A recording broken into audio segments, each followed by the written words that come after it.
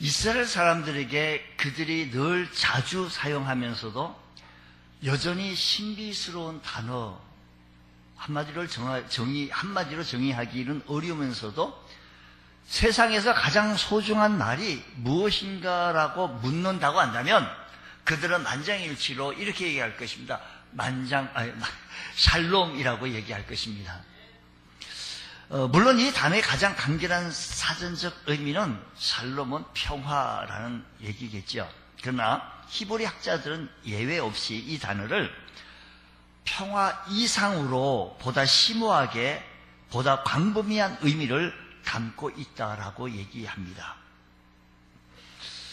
기드온이라고 하는 농부가 이스라엘 민족의 국난을 위해서 구출하는 지도자로 부름을 받았을 때 샬롬이신 하나님을 경험하게 되어지는데, 샬롬은 바로 하나님 자신의 이름이기도 합니다.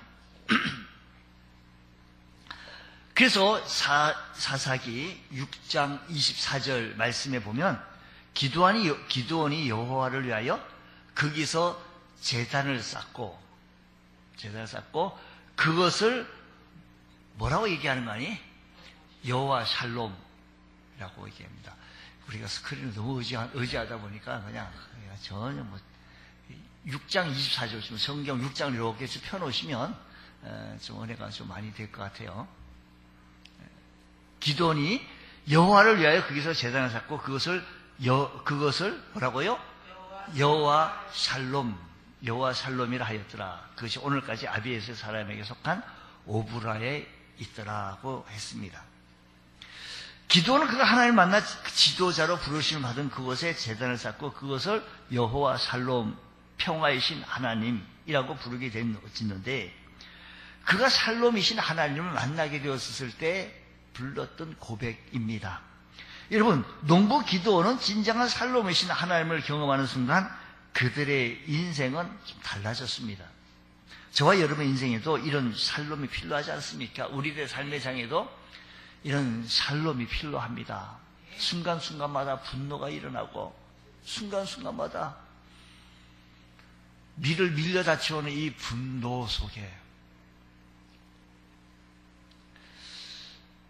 어찌할 줄 모르고 내 입에서는 찬양보다 분노의 말이 섞인 말이 튀어나가기도 하고,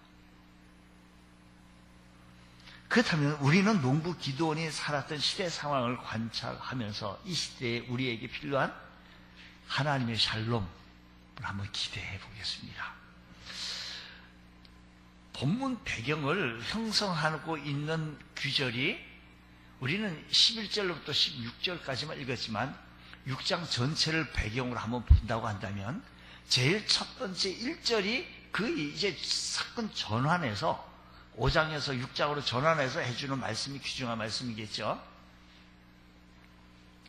1절 말씀 보면 이스라엘 자손이 또 여호와의 목전에, 그 이스라엘 자손이 또 여호와, 그 전에 또 했다는 얘기죠. 다시 또 여호와의 목전에 악을 행하였으므로, 하나님 목전에서 악을 행하였으므로 여호와께서 7년 동안 그들을 미디안 손에 넘겼다라고 얘기합니다. 이스라엘 동쪽에 미디안이라고 하는 유목 민족이 살고 있었는데 그 당시 미디안 족속의 침략 행위는 매우 독특했습니다. 이스라엘을 국가적으로 점령하는 것이 아니라 파종 때마다 낙타 같은 짐승을 타고 메뚜기처럼 기습 공격을 자행해 나갑니다. 삶의 터전을 초토화시켜 놓고 후퇴해버리는 방식으로 고통을 주게 되어지는데, 이렇게 7년 동안 고통을 당했다라고 한다면 그들은 보세요.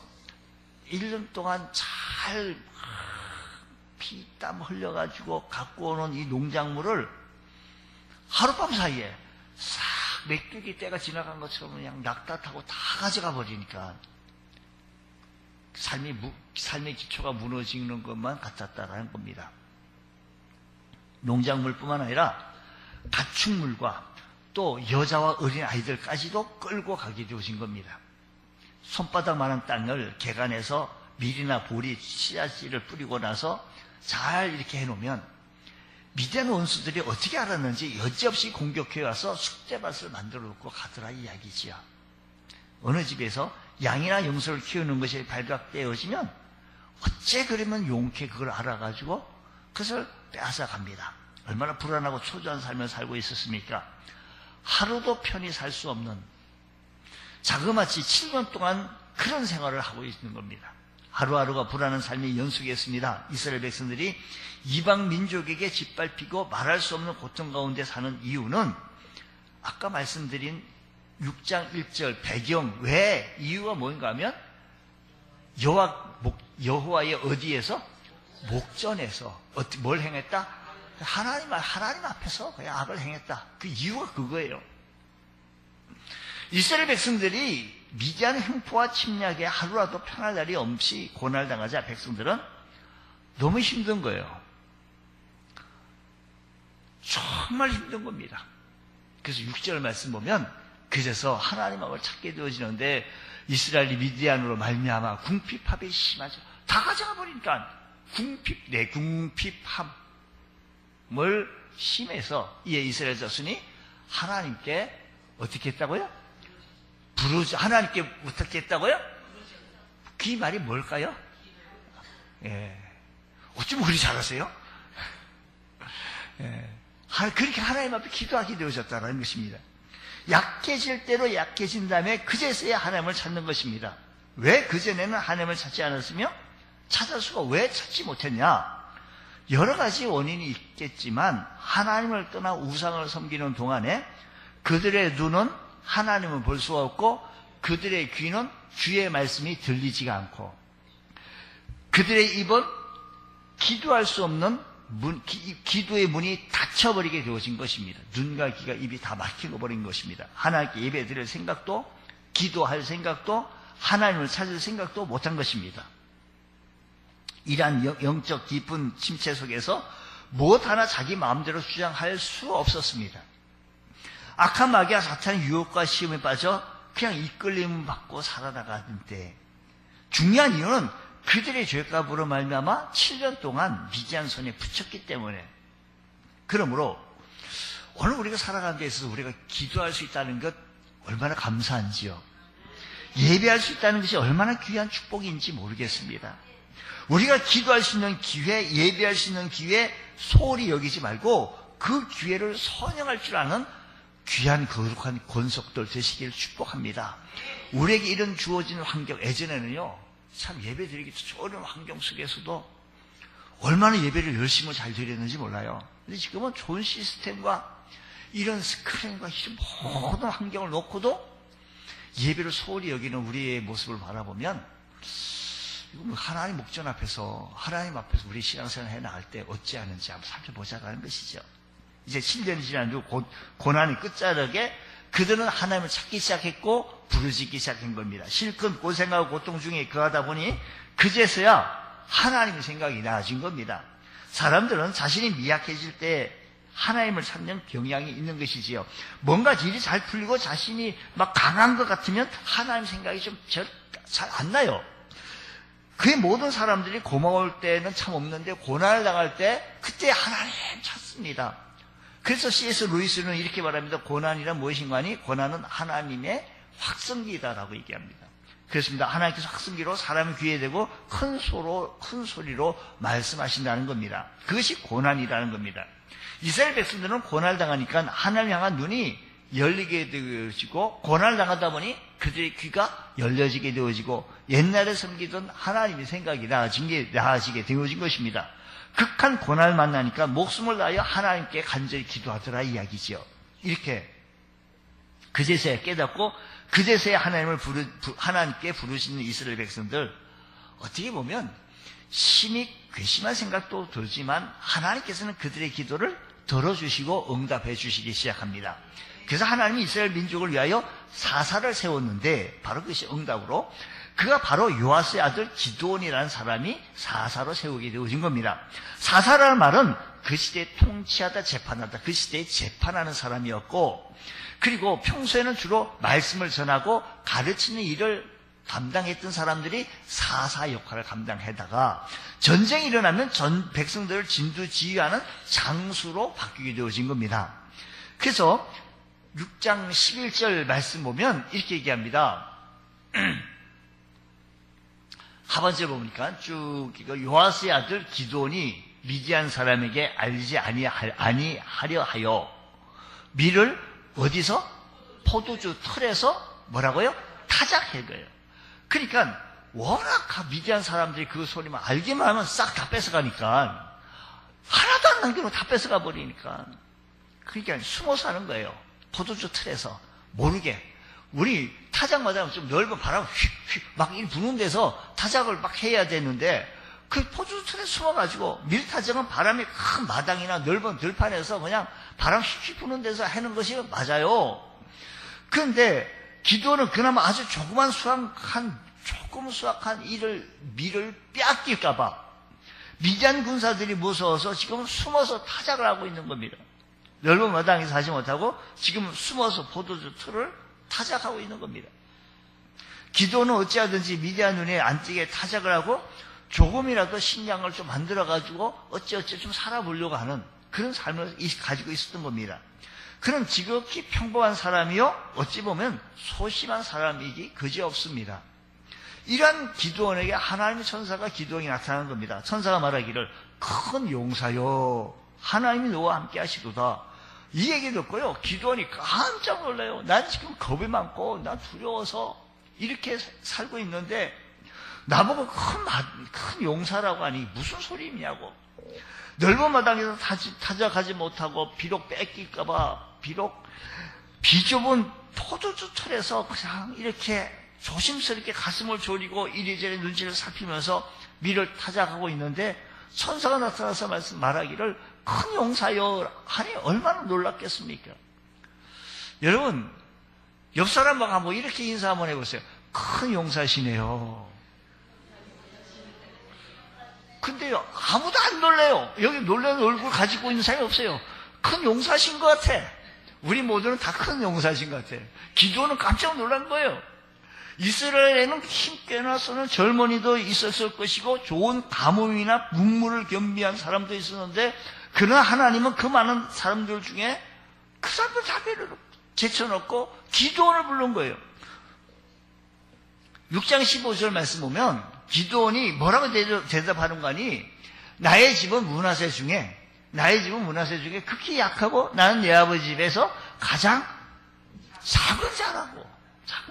기드온은 별로 유력한 가뭄이나 유능한 사람이 아니었습니다. 자기 집안도 가장 작은 자였고 겁이 많고 소심한 사람이며 조금 쉽게 말하면 이스라엘에 사는 모든 남자들 가운데 가장 무력한 사람입니다. 하나님께서 일부러 이스라엘 모든 사람 가운데 가장 연약한 사람을 부르신 것 같아요. 왜 하나님이 이런 연약한 사람을 부르는 거 아니? 그것은 바로 하나님이 함께 하시면 그 누구라도 능히 이 큰 일을 감당할 수 있음을 만방에 보여주기 위한 말씀이었다는 겁니다. 그런 성경을 바라보면 성경에 나타난 신앙의 거장들은 다 믿음의 거장들은 다 무력한 사람이었고 다 힘이 없는 사람들이었는데 하나님 그를 붙드시니 무능한 자가 유력한 자가 되고 별 볼 일 없는 사람이 가장 유능한 사람이 되어졌던 것을 바라보면서 하나님은 기드온과 같은 그런 사람을 붙들어 쓰셨으니 오늘 저와 여러분들도 우리 하나님이 함께 하셔서 우리 하나님께서 우리를 붙들어 사용하시기 원하시는 사실을 기억하시기 바랍니다. 하나님 앞에 쓰임받는다는 자체가 얼마나 행복하고 기쁜 일입니까?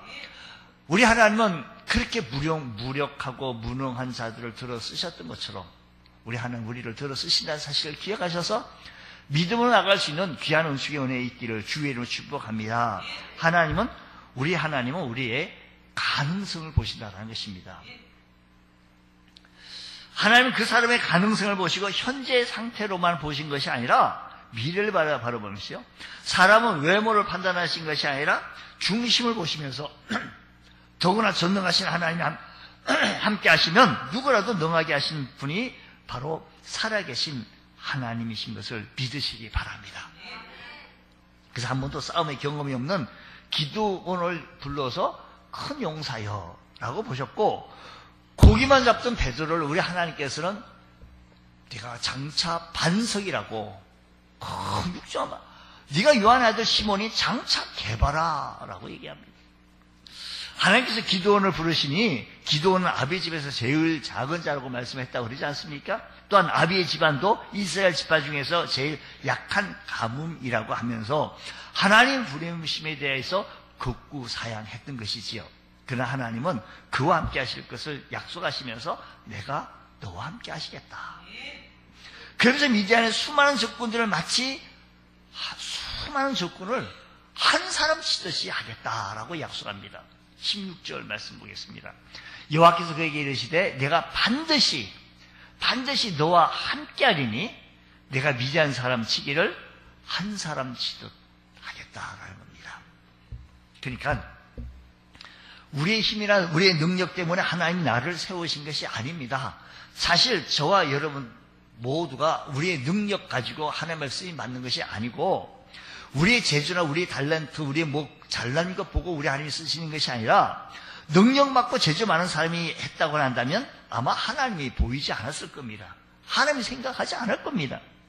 하나님의 능력을 나타내시기 위해서 가장 미력하고 부족한 저와 여러분들을 택하셔서 하나님 큰 일을 보여지게 하시고 하나님이 이 일을 하시노라고 이 세상 만방에 나타나기를 좋아하시는 그 하나님을 높일 수 있는 우리 모두가 되어주시기를 주의 이름으로 축복합니다.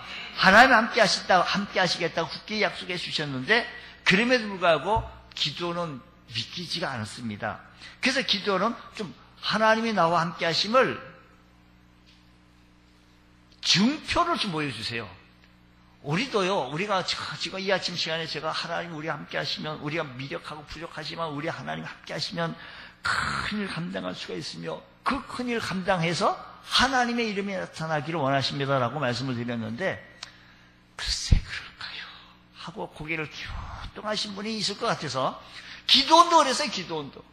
그러니까 증표를 보여달라고 하는데 세 번 증표를 보여주는 거예요. 기도원이 염소 새끼와 떡과 그리고 양푼에 담은 국 한 그릇을 예물로 바쳤더니 하나님의 천사가 지팡이를 내밀어서 이것들을 이 모든 이 재물들 불로 다 태우게 되어진 거예요. 이만하면 믿을 만한 증거인데도 기도원이 또 징표를 또 구합니다. 그러면 양털 한 뭉치를 내가 땅에다 놓고 그 양털 뭉치만 이스라엘이 내리고 다른 곳에는 내리지 않게 해달라고. 하나님이 자기와 그렇게 하면 하나님이 자기와 함께 하시면 내가 믿겠노라고. 하룻밤이 자고 났더니 기도원 요구대로 양털에만 서리가 가득 차 있고 다른 데는 뽀송뽀송하게 이스라엘이 내리지 아니했던 거예요. 그래도 믿음 찍었던지 간에 기도는 다시 한번 요구합니다. 기도는 미안했던지 간에 성경 말씀 보니까요. 39절 40절 말씀 보면 이렇게 얘기해요. 진노하지 마시고 들어주십시오. 진노하지 마시고 좀 들어주십시오. 그렇게 간구한 다음에 이번에는 반대로 양털 뭉치에만 이스라엘이 내지 않고 다른 곳에는 다 촉촉히 아주 그냥 비옴 아주 쏘락비 내면서 이스라엘이 쫙 내리게 해주옵소서.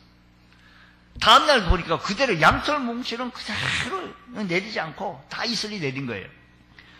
기도는 여러 가지 증표의 약속의 말씀을 힘입어서 세 번의 약속 믿고 이제 군대로 소집하게 되었습니다. 알았습니다. 그래서 군대로 소집했는데 그때 나왔던 사람들이 자원병이 32,000명이었습니다. 근데 하나님은 32,000명 사람을 모두가 사용하지 아니하고 두려움에 떨고 그냥 영웅심리에서 뭘 모르고 그냥 허겁지겁 나온 사람들 다 돌려보내라고 그렇게 돌려보내게 되어졌더니 22,000명이 돌아간 사람이 22,000명이고 남은 자가 겨우 10,000명이었습니다. 그냥 하나님은 10,000명도 많다라는 겁니다. 아니 지금 미디안 군대들은 메뚜기 떼처럼 많이 있는데 10,000명이 뭐가 많습니까? 비교가 안 됩니다. 하나님. 훈련을 받고 목이 마른 병사들을 물가에 데려가서 물을 마시게 한 뒤에 무릎을 꿇지 않고 주변을 살피면서 물을 마시는 자만 뽑으라고 명합니다. 그래서 기도는 훈련을 마치고 물가로 데려가서 물을 마시게 했는데 그때 여러 종류의 사람이 있었습니다. 어떤 사람은 목이 말라 마치 개가 엎드려 물을 핥듯이 얼굴을 받고 막 먹는 사람이 있는가 하면 어떤 사람은 땅바닥에 무릎을 철푸덕 꿇고 물을 마셨습니다. 그런데 어떤 사람은 두리번 그러며 살피면서 손으로 물을 떠서 조심스럽게 물을 먹는 사람이 있었습니다. 하나님 기도원들에게 이렇게 얘기합니다. 바로 그 사람을 선택해라. 그렇게 선택해서 보니까 300명이 추려 나오게 되어진 겁니다. 300명 가지고 메뚜기 떼와 같이 많은 미디안과 이렇게 큰 전쟁을 펼치라는 겁니다. 그러나 하나님 함께 하시면 능치 못함이 없음을 우리는 역사적 사실을 통해서 깨닫게 되어질 텐데, 하나님 함께 하시면 숫자의 문제가 되지 않습니다. 상황이나 여건의 문제가 되지 않습니다. 하나님 함께 하시면 그 어떤 것도 염려할 것이 없다라는 겁니다.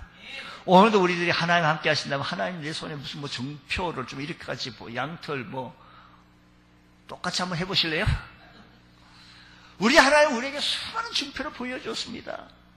세상 끝날까지 내가 너와 함께 하시겠다 약속하셨고, 오늘도 우리들의 삶의 현장 속에 동행해 주셔서 순간순간마다 하나님 나와 함께 하심을 우리가 나타내 보이게 되어지고 자랑하게 되어진다는 것입니다. 주님, 오늘도 주님 말씀대로 우리가 순종하게 나아가게 되어지게 해주셔서 하나님 함께 하심을 저들에게 나타내 보여지게 하여 주옵소서. 말씀하신 대로 적군의 동태를 너무 그래도 겁이 나서 기드온이 적군의 동태를 살피기 위해서 몰래 그 적진에 침입해봤더니 적군의 숫자는 마치 메뚜기같이 쫙 아주 그냥 무수 많았습니다. 그들이 타고 온 약대는 마치 해변의 모래알과 같다라고 성경은 그렇게 얘기하고 있습니다. 그들이 타고 온 약대들이 해변의 모래알같이 많았다는 겁니다. 근데 어느 한 군인이 얘기하는 것을 기드온이 좀 들어봤더니, 여보게, 내가 간밤에 꿈을 꿨는데 보리떡 한 덩이가 우리 미디안 진으로 들어와가지고 장막을 쳐서 무너뜨리니 다 무너지고 말았다네. 그러면서 근심 어린 표정을 짓고 있는데 옆에 있는 한 병사가 그 말을 듣고 대답하기를, 해석을 해주기를, 이는 이스라엘 사람 요아스의 아들 기드온의 칼날인데 하나님이 미디안과 그 모든 군대를 그의 손에 붙인 거야. 쉽게 얘기하자고 하면 보리떡은 이스라엘이 기드온이 말하는 것이고, 그 보리떡이 굴러와서 우리 장막을 무너뜨리니 우리는 이제 딱 죽었다. 이런 얘기를 주고받는 얘기를 누가 들었다? 기드온이 들었게 되어진 거예요. 이 얘기를 듣고 나가지고요, 너무 힘이 난 거예요. 자신이 하게 되어요. 아, 됐다 해서 들어가서 적군을 처치하게 되어졌는데, 기드온이 큰 승리하고 돌아올 때 백성들이 몰려와가지고, 그래서 승리하게 되어진 거죠. 그러니까 승리하고 돌아오니 백성들이 생각지도 못했고, 아니 300명 숫자로서 말도 안 되는 얘기를 했으니 백성들이 우리를 다스리는 왕이 되소서라고 박수를 칩니다. 그때 기드온이 이렇게 말합니다. 내가 너희들을 다스리지 않겠고 나의 아들도 너희들을 다스리지 아니할 것이요 여호와께서 너희를 다스리실 것이라고 말합니다. 이것이 제사장 나라의 기드온의 고백입니다. 이 기드온의 고백을 여러분들이 머리에 잘 이렇게 각인을 기억을 해주셨으면 좋겠습니다. 나도 왕이 안 되겠고 우리 아들도 왕이 안 된다. 하나님이 우리를 다스리실 것이다. 여러분의 가정이 여러분의 왕이 되지 않고 우리 아들도 왕이 되지 않고 여러분의 가정이 자손 만대까지 하나님이 다스릴 수 있는 믿음의 가정 되어지시기를 축복합니다. 자기를 택하여 사용해 주신 것도 감사하고 또 싸워서 이기게 하신 분이 내가 아니고 하나님이라고 하나님께 영광을 돌렸던 기도원의 모습입니다. 우리도 사업에 성공을 해도 교회에서 무슨 일이 성과를 이루어도 자기가 해서 한 것처럼 하나님 능력으로 된 것으로 인정할 수 있게 되어지는데, 그럴 때 하나님을 의지하다가 일이 잘 되고 돈을 좀 벌면 금방 우쭐대기가 쉬운 것이 우리들의 모습입니다. 이는 하나님께 영광을 가질 수 있다는 겁니다. 그래서 우리 모두는 이 일을 하나님이 하셨더라고 하나님만 나타내 보이며 하나님만 자랑하실 수 있는 우리 모두가 되어지기 원합니다. 여러분, 그러면 지극히 연약하고 부족한 사람, 급이 많고 지극히 작은 기드온이 어떻게 해서 큰 용사가 되어줄 수가 있으며 이렇게 큰 승리를 거둘 수가 있었느냐? 주님을 만났기 때문입니다. 우리는 우리 인생의 도상에서 주님을 만났기 때문에 주님이 함께 하시는 인생의 길을 걸어가게 되어졌으니 우리 인생이 수지 맞은 겁니다. 축복받은 겁니다. 주님과 함께 동행하며 살아갈 수 있는 귀한 은총이 있기를 축복합니다. 하나님을 만나기 전에는 그는 지극히 평범한 사람이었습니다. 그는 미디안 족속을 대항하거나 전쟁을 준비한 사람이 아닙니다. 포도주 틀에서 그냥 숨어가지고 타작했던 그런 사람이었습니다. 이렇게 전쟁에 나가가지고 싸운다? 꿈에도 생각을 못했던 것이었습니다. 단지 압제로부터 피하여 어떻게 하면 우리의 삶이 평화로운 삶을 살아갈까라고 하는 소극적인 삶이었습니다. 그러나 지금의 평범했던 기도는 완전히 변하게 되어진 어떤 것은 그 기도원이 주님을 만났기 때문입니다. 그렇습니다. 큰 용사는 주님을 만드시는 것이며 평화는 누가 주시는 걸까요? 주님이 주시는 겁니다. 하나님이 주시는 겁니다. 주님은 14절에서 말합니다. 내가 너를 보낸 것이 아니냐. 하나님이 보냈다는 겁니다. 16절에서도 이렇게 말합니다. 내가 반드시 너와 함께하리니 내가 미디안 사람 치기를 한 사람 치듯이 하겠다라고 얘기했습니다. 하나님께서는 오늘 저와 여러분께 말씀하십니다. 동일하신 하나님께서 저와 여러분들에게 이 아침 시간에 말씀하지 않습니까? 여러분, 우리 주님께서 말씀하시기를 내가 너희들을 보낸 것 아니냐고. 우리의 사업장에, 우리의 일터에, 우리의 삶의 장에, 우리 가정에 우리 하나님 우리를 보내주셨고 반드시 우리와 함께 해주셔서 악한 사탄 마귀를 쳐 부수기를 한 사람 치듯이 하겠다라고 했으니 넘어지지 말고 주님과 함께 동행하셔서 승리하며 살아갈 수 있는 귀한 은총이 있기를 원합니다. 기도원이 승리하게 되어졌던 것은 주님을 만났기 때문이 아니라 주님을 만났기 때문뿐만 아니라 우상을 타파했기 때문입니다. 기도원이 큰 용사가 되고 주님 앞에 이렇게 귀하게 쓰임받게 되어지고 정말로 하나님의 말씀은 샬롬, 우리의 삶의 그 민족의 샬롬이 이루게 되어졌던 것은 하나님의 말씀에 순종하여 우상을 타파했기 때문이라는 겁니다. 하나님과 함께 하신다는 것 첫 번째 증거를 보여줬을 때 하나님은 기도원에게 구체적 명령을 주옵니다. 좋다 하면서 6장 25절 26절 구체적으로 증명해 주시기를 말씀하시기를 너는 바알의 제단을 바알의 우상들을 다 부숴버리라 라고 말합니다. 이것이 기도원이 하여야 할 숙제인 것입니다. 참으로 쉽게 결단하기 어려운 명령이죠. 그 시대에는요. 그동안 이스라엘은 하나님을 버리고 바알을 숭배했던 겁니다. 기도원의 부모도 그렇고 어른들도 그렇고 수많은 이스라엘의 수많은 지도자들이 뭘 섬겼다? 하나님을 섬기지 아니고 바알을 섬겼습니다. 그런데 이 바알의 제단을 헐고 바알의 이 제단을 완전히 망가뜨리고 베어버린다고 한다면 아마 그 시대의 상황, 그 지도자들에게, 그 이스라엘 백성들에게 아마 죽임을 당할, 사형을 당할는지 모릅니다. 그러나 기도는 믿음으로 이 말씀을 순종하게 되어집니다. 비록 그는 주님께서 함께 하신다는 것이 무엇을 의미하는지 처음에는 잘 몰랐어요. 주님이 함께 하신다는 것이 오늘 여러분의 삶의 현장 속에요. 이 말씀이 참, 우리가 주보 속에 옆에 있는 지문들을 한번 보시고 그걸 한번 적용해보고 말을 해보는 것이 참 중요한 말씀인데, 주님이 함께 하신다는 말씀이 앞에 13절 말씀에도 얘기했고 16절에도 말씀하시기를 함께 한다고 말씀했는데 그 말씀의 의미를 잘 몰랐어요. 내가 너와 함께 한다는 말씀을 몰랐는데 단순한 믿음으로 순종했다가 기도는 사람들의 그 이목이 들어와가지고 낮에는 행하지 못하고 어두운 밤에 행합니다. 그러나 기도는 밤에라도 그것을 순종하는 겁니다. 기도원이 주의 말씀에 순종하여 우상을 다 부서뜨리고 허물어 버렸더니 다음날 아침에 수많은 사람들이 허물어진 바알 제단을 보고 깜짝 놀라는 거예요. 이거 누가 했냐 수습을 해보니 기도원이 한 거예요. 결코 기도원을 죽이려고 했는데 결코 죽이지 못합니다. 오히려 수많은 사람들이 기도원을 따르게 되어지는데 바로 그때 나는 꼭 죽었다.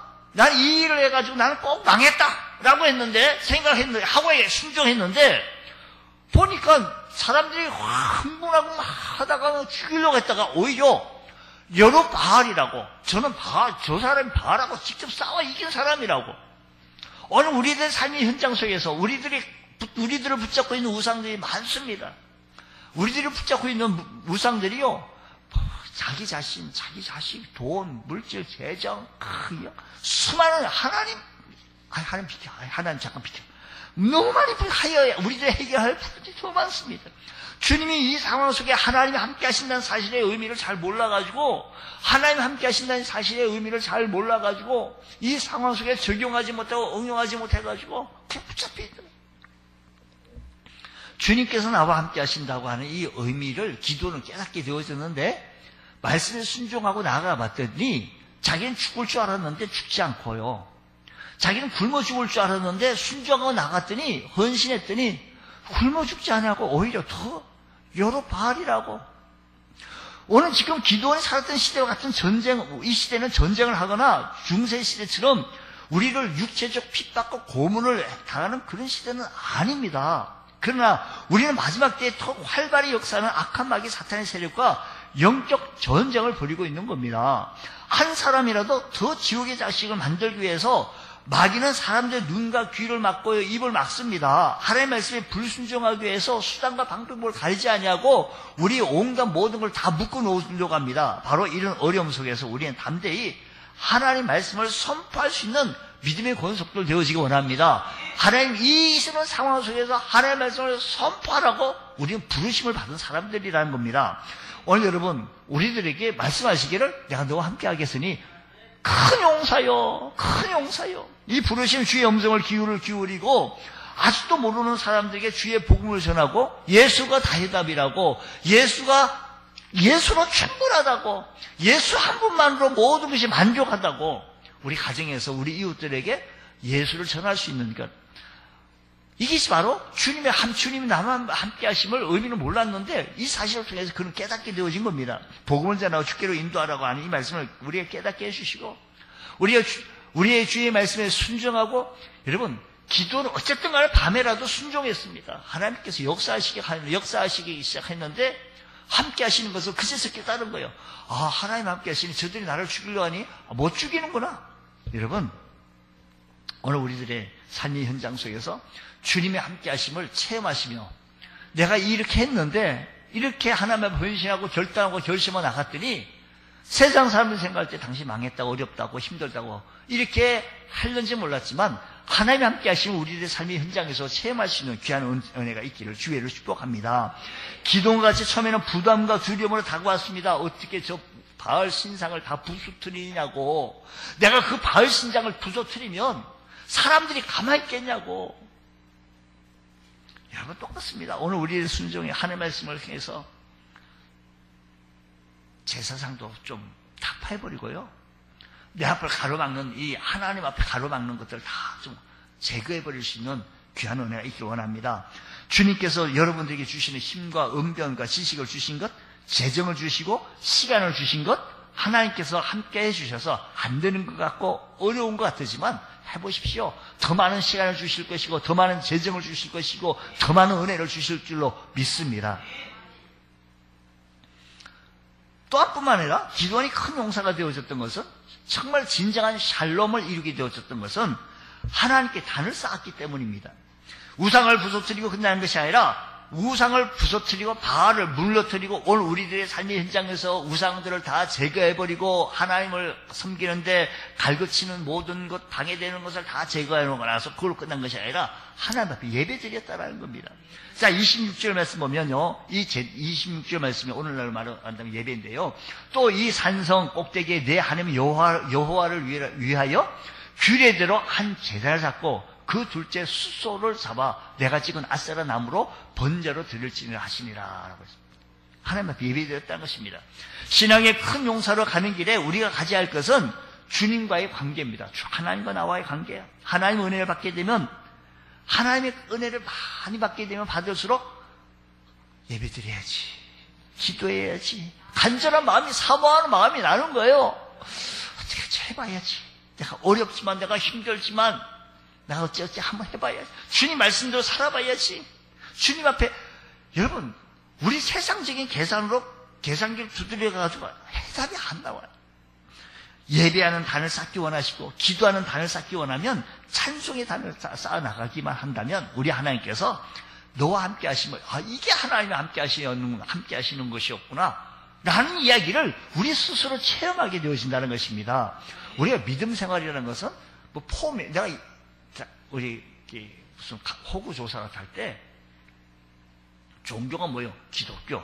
이렇게 끝나는 것이 아니라 이게 밝히는 것이 아니고 내가 내 삶 속에서 주님이 나와 함께 하심을 세상에 나타내 보이고 내가 깨달아지는 것.